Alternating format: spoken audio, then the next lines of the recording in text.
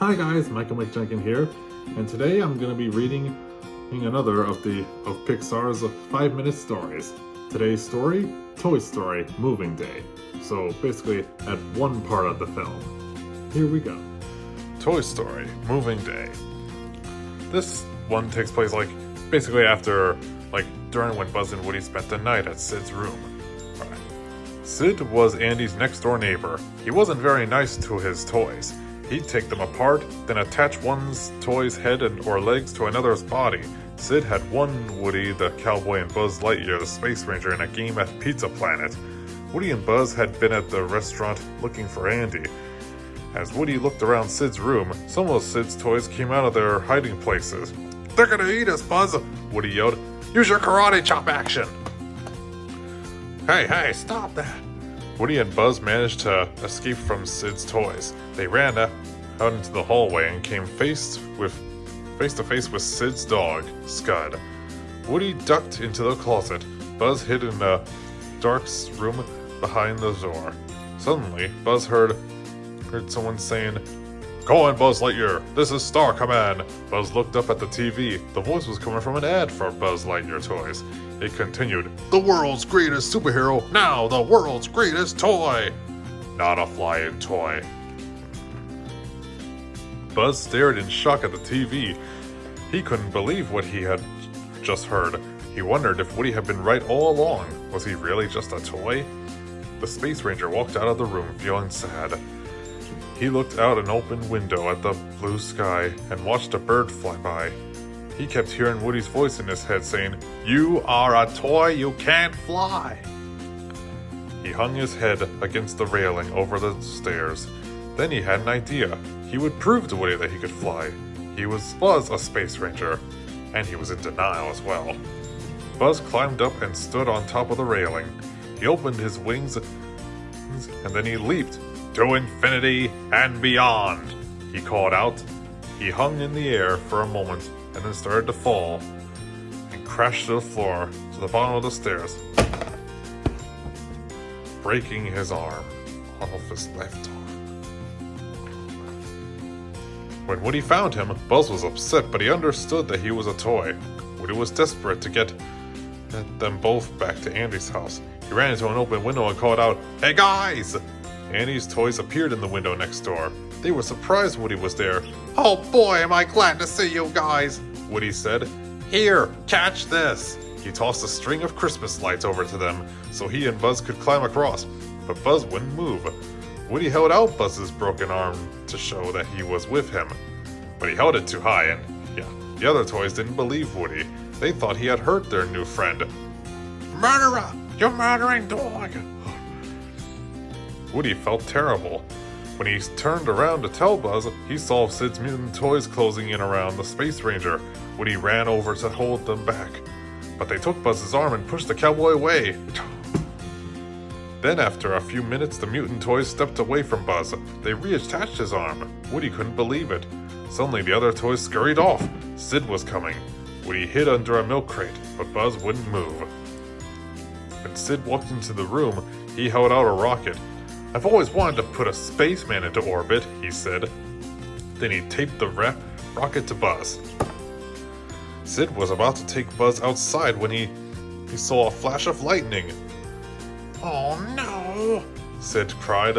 He looked at the rocket, as the launch would just have to wait until tomorrow. All night, Woody tried to convince Buzz to help him escape. He knew Andy's family was moving the next day and they had to get home. Buzz didn't care about going home. "Andy's house, Sid's house. What's the difference?" he said. "I'm just a little insignificant toy." "Look," Woody said, "over in that house is a kid who thinks you are the greatest. And it's not because you're a Space Ranger, pal. It's because you're a toy. You are his toy." Woody tried to convince Buzz all night long, but Buzz didn't even move until he looked at the bottom of his boot, and he had written his name there. Then Buzz knew what he had to do. He walked over to Woody. "Come on, Sheriff," he said. "There's a kid over in that house who needs us." Buzz helped Woody out from under the milk crate, but before they could escape, Sid woke up and grabbed Buzz. "Time for liftoff!" he cried as he ran out of the room. Woody asked Sid's toys to help him. "We're going to have to break a few rules," he said, "but if it works, it'll help everyone." The toys come up with a plan and raced outside. Buzz was in position to be launched. Sid got ready to light the rocket. Suddenly he heard a voice. He looked around and saw Woody. He picked up the cowboy. Then Sid's toys came out of their hiding places in the yard. Soon Sid was surrounded by all the toys that he had hurt. Sid looked at the toys around him. As each came closer, he panicked more and more. Woody kept speaking to Sid, which made the boy even more scared. "From now on, you must take good care of your toys, because if you don't, we'll find out, Sid." Then Woody leaned in close and pointed at Sid. "So play nice." Sid screamed and dropped Woody. He ran out into the house and slammed the door. The toys cheered. Woody helped Buzz down off the launching pad. That's when he saw the moving truck pulling out of Annie's driveway. Woody ran through the hole in the fence, but the rocket on Buzz's back got stuck. "Just go," Buzz called to Woody. "I'll catch up." When Woody realized that Buzz was stuck, he ran back to help him. The two toys ran down the street chasing that truck. Buzz was the first one there. He grabbed a loose strap and pulled himself up on the truck's bumper. Woody was right behind him. "Come on," Buzz said. "You can do it, Woody." Woody grabbed the strap and started to pull himself up, but something grabbed his foot. It was Scud. Buzz saved Woody by jumping onto Scud's head. "No!" But the truck was moving away quickly. Woody climbed into the back of the van and rummaged through the boxes. The other toys didn't know what he was doing.